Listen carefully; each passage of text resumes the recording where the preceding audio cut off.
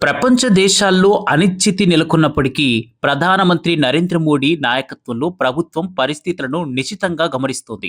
ఎలాంటి సవాళ్లనైనా ఎదుర్కోవడానికి భారత్ సిద్ధంగా ఉంది.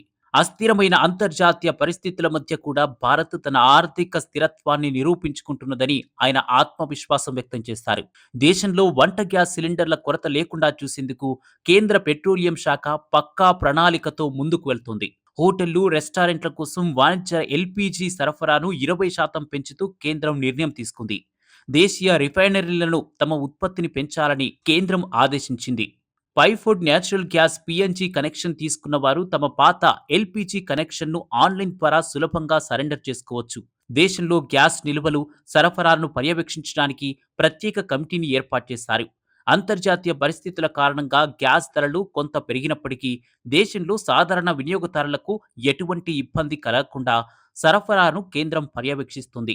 గత కొన్ని రోజులుగా ఊపిరి బిగబట్టిన సామాన్యులకు ఈ ప్రకటన పెద్ద ఊరటనిచ్చింది.